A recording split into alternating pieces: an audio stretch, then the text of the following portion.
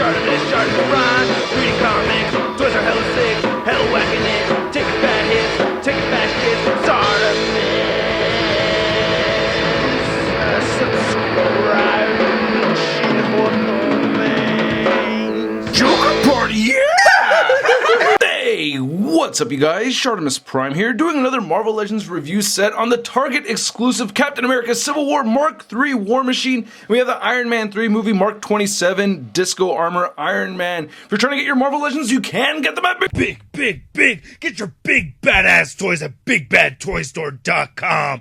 Click the link in the description below. Big thanks to Chew for making this review happen, man. I really appreciate you looking out and making sure that I got these exclusive figures. If you want to look at the packaging, here you go. You can see that we have the Civil War logo for the Warmachine, but no Iron Man 3 for the Mark 27, even though that's a movie version. And then on the back, you can see both figures. If you want to see detailed images of these, you can see it all at MarvelousNews.com. If you want to read the bios on each of these, you can see them right here and right here. Now, going back to these guys, I do like them both. I actually was very skeptical about the Disco Armor Iron Man. I was like, oh, I don't need that, but actually I kind of like it. Now that I have it in hand, I'm like, oh, I kind of actually like this paint. Or it's actually the plastic choice over here, which is very cool. I'm not the biggest fan of this mold, but it's not terrible in my opinion. And the Mark III does look very cool. I had some finicky problems with the accessories, but we'll take a closer look at that later on. First, let's take a closer look at the Disco Armor Iron Man. Now, of course, this being a repainted Mark II Warmachine / Iron Patriot figure, I do like the paint. I do think it looks really good. I like it a lot, especially the blue. The orange actually has grown on me. At first, I was like, oh man, that neon orange, it's too much. But actually, like I said, it's grown on me and I like it now. The only thing is that it does appear that the paint is fading somewhere around the edges right here.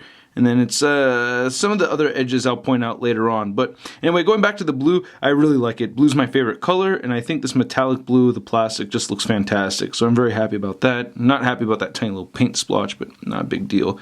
Looking on the back right over here, you can see the helmet. It looks really good, man. Now you can see a little bit of fading right there on the top too, just a tiny little bit. Now, of course, he has two holes in the back, so you can plug in the turret. And I don't really like that he has this. I don't need this with the figure. This is a Warmachine accessory. I do like how it has this kind of, I don't know, it's like this weird platinumish kind of color. I don't know how to describe it, like a beigeish, goldish kind of color. So I think that's kind of neat. But yeah, I will not have mine displayed with that. I don't need that on there.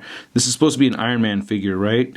Anyway, looking at the front of it over here, I really like the fade that we get around the arc reactor. I think that's cool. You can see a little bit of the marbling right there in the plastic. And it's kind of going against the grain of the sculpt right there, so I don't really like that too much right there. I'm not always, you know, it usually doesn't bother me too much seeing the marbleization, but sometimes it bothers me. Like right now, on this arm, it doesn't really bother me. I think it looks okay, but the blue does look nice for the most part. I think it looks really neat. Again, we get more of that kind of beige gold color right there, and same thing with the hinges on the top right over there, so that's pretty cool. Then some more orange. And then looking at the knees, they look pretty good. I guess you could see it getting a little faded right there in the seams. And looking right down there at the bottom, does not look too bad. Of course, he still has the peg holes under his feet. And then here's looking at the back of the figure. We got that disco butt and then the disco back again. Now to run through that articulation quickly, because I've already reviewed this twice, he can look up that much. He can look down very far. You get side-to-side movement at the head. His shoulders move outward. And these flaps right over here allow the shoulders to move outward as well. So that's really neat. I like those. He can move forward. Bicep swivel. The double jointed elbows. The wrist moves side to side. They hinge down. They don't really hinge up though. He has a diaphragm joint. He can crunch forward a tiny bit, move back more so. He has some diaphragm pivot right there. Hip joints move all the way outward. He can kick forward that much, back that much, upper thigh cut, double jointed knees. Now the ankles are very difficult to move. You have to push down right here at the peg hole and pull up on the toes to get his feet moving down. And then getting his feet to move up is really a lot more difficult than that. So yeah, and he has a little bit of wiggling side to side, but no ankle pivot. And here's the Disco Armor next to the Marvel Legends Warmachine that came out with the Iron Man 3 wave. And to measure these figures out, you can see that they're standing a little over 6.5 inches tall. One thing I notice here is that they do have different left hands. So we get the repulsor blast over there, fisted hand over there. Now moving on to Warmachine, you can see that we get a lot of accessories with this figure. At first I was very overwhelmed, and it was kind of tricky figuring these out. I actually had to watch somebody else's review, and it was actually Glenn Webb's review the night that he had passed away. Oh, so sad. Anyway, moving forward, right? We have these fisted hands for Warmachine right over here, and then he comes with these open hands, or his trader stick holding hands, as I like to call them, which I'm glad that he has these, or you could use these as repulsor blast hands too, but I think they're more appropriate for the trader stick. You also get these little guns right over here. I think these are the little machine guns that were attached to his forearms. and then they pull down right here, and he can hold it and shoot it downwards. So the way you attach these is that you get that little port right there underneath, then you just plug that in and it'll stay right. Now they have this other tab on them right over here, and I don't know exactly what that is for. If you know exactly where this tab is supposed to go into, please let me know. Of course you could have him holding these also, so that's pretty cool. You can do that if you want that option. And then we have his trader stick right over here, looking really nice. I like this clean red paint that we get. That's pretty awesome, so I'm really digging that. And again, this fits into the hands very nicely, so you can hold that very well. Then we have the collapsed trader stick over here as well, so that's pretty neat. And I'll show how you could store this on the figure. Then we have his turret right over here, looking pretty nice. Like that. A bit loose right over here. That got loose really, really fast. You can see a little bit of the sparkles in the plastic. I really like that. It gives it kind of a metallic look. So I don't know how I'm going to get that fixed. Maybe add some super glue or something and then wiggle it around. And then you get some articulation right here, so you can turn it side to side. So that's cool. Then we get the collapsed or the stored version that you could plug right into the same port that you would plug this into. Now I really like the sculpt on this figure through and through. I'm very impressed by this, and I really like this bright silver paint that we're getting for his helmet, or the mask anyway. I think it looks really good.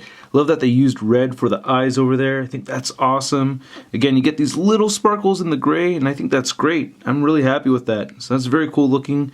Right here on the back, you get some black paint mixed in right here in those creases and everything, and in those holes, so that's pretty cool. Then you get the ports right up at the top right over there. So as I had mentioned, you can go ahead and plug in the turrets. So you have to, or the turret anyway, and you can just shove it. What I recommend is actually taking this off right here, and then just jamming it right in there and just using, you know, a significant amount of force. Because you get that smaller square in there, and you can see how this is kind of smaller right there. So I think it's really supposed to be pushed in all the way. So let's get in there. All right. See, there it goes. Now that feels nice and secure. And then put the rest of this together like so. So that's pretty neat. And then you have the trader stick storage. You can just take that, and this is a much more rectangular type of shape as opposed to the square shape on the other side. And that'll port right there. And neither of them will fall out. You know, shake it around, shake it around, shake it around. Now to get the storage version of the turret, same deal, just squeeze it right in there, and then now you have two stored weapons right there. So that's pretty cool. Or they're deployed, right? They just poof, come out of the back like that. I think that's how it was in the movie. Ooh, I can't wait to pick up the Blu-ray tomorrow. Oh, I'm gonna just watch that airport scene over and over and over. You'll never see me again. I'll just be stuck watching. Anyway, you get Lieutenant Colonel James Rhodes written right there on the side. Very nice. Again, I really like the red paint right there. We get some pink in the middle. Very appropriate for that. I think that looks really good. Man, I really like the sculpt on this too. I like how bulky this Warmachine is. So far, this is my favorite Warmachine design and favorite Warmachine figure for the 6-inch scale. And he's Mark III, so it has the 3 right over there. Very nice silver paint apps right there. Great deco for the Air Force right there. Really liking that a lot. Very good looking figure, man. We have some nice detailed silver paint right over here. I wonder if we can add some effects to those. That would be kind of neat to add the Iron Man effects and plug those in. That'd be kind of neat if that would work. I'm going to try that in a minute. Then you have these little flaps right here, or these wrist guards. These don't move or anything. They're stationary. I'm looking at the torso, nice clean silver paint apps. We get the war butt, and then we get some Warmachine legs. Ah, that's what these are for. Okay, derp, answered my own question. Just plug that right into the side right here. So while you're writing your comment, letting me know, I already figured it out. Okay, you want to use this one right here. So you want to make sure that little tab is facing upward when you put these in here. How well does this stay? It stays pretty good. Doesn't really hinder the articulation too bad. So anyway, looking, and I really like how that blends in there too. It doesn't really stick out too much. But anyway, looking at the rest of the leg, looks really, really nice. I'm loving the little sparklies, man. I love those sparklies. He does have pegels under his feet. Nice detailed sculpt in there too. Nice little silver paint apps on the back too. So it looks like they didn't really spare the back of the figure. That's pretty sweet. So we get some pretty good articulation with this figure. You can't move his head upward that much, and if you keep trying, it will pop off. By the way, if you still have your Mark II Warmachine head sculpt featuring the Don Cheadle face, you can put that on there, and I think that looks pretty good. Right? It doesn't port in all the way. Well, you have to really smush it downward for it to port in all the way, and that looks kind of funny to me, so I like to just kind of rest it on top right there. Anyway, going back to this head sculpt, it moves down all the way like that, which is good. You know, you get that space in there for that, and then you can turn his head side to side, and there's just only a tiny little bit of neck pivot, not really. His shoulders move outward that much, and you can turn these up and down, or, you know, swing these up and down just a little bit, so you get that kind of movement right there with the shoulders. Move down only that much. You can rotate them forward. He has a bicep swivel. You get double jointed elbows. Then the wrists all hinge side to side, and they move down, and they don't really move up. You get a good diaphragm joint over here that turns side to side. You get some diaphragm pivot in there. And it does crunch forward. Actually, it doesn't really crunch. Damn. Yeah, I thought it crunched forward. Why does it not? It just springs right back into place. So that's frustrating. It will move back. If you tilt the head back without popping it off, I guess that's as much of a flying pose as he's going to get. So it's a bit irksome for me. Wish he had a little bit more movement right there. Anyway, his hips move outward this much, and he can kick forward only that far. If you want to try to get that little silver piece underneath this flap, I have a feeling you're going to bend the plastic, so I'm not going to try to move it upward more than that. Yeah, oh, there it goes. All right, that works. Yeah, so I don't feel like I'm breaking anything. I could if I'm not careful, though. I can't swing back very far. Get an upper thigh cut right there. The double jointed knees. Then the ankles. Oh, shoot, I just popped the ankle off. And I've seen other people do that, too, where they pop the ankles off by accident. There's a ball joint in there and a ball joint in there. It doesn't really move down. It moves up just a little bit. You get a little bit of wiggling side to side, and he does have ankle pivot. And then here's Warmachine at his widest stance possible with both feet flat on the floor. Now to measure this Warmachine figure, you can see that he's standing over 6.5 inches tall. Now for your MCU Warmachine size comparison, we have the Mark 1 Warmachine from Iron Man 2. We have the Mark 2 from Age of Ultron. And then here's Mark 3 Warmachine next to the Mark 46 Iron Man. And you can see that Warmachine is just a little bit shorter than the Iron Man, which I don't like. I feel like they're supposed to be the same exact height. Then for the heck of it, here's Warmachine compared to Spider-Man and Falcon. And then here's Warmachine next to the Marvel Legends Big Time Letdown Spider-Man. So here's Warmachine in the best flying pose I feel like I can get him in. And that's actually not too shabby at all. He's looking up enough, and the back right over here is tilted back enough where it looks like he's flying. So I'm pretty happy with this. This is my favorite MCU Warmachine. I like the Disco Armor Iron Man. Didn't need it in my collection, but I do have an Iron Man armory set up in my dork room. So hey, I'm just going to throw him in there and add him to that setup.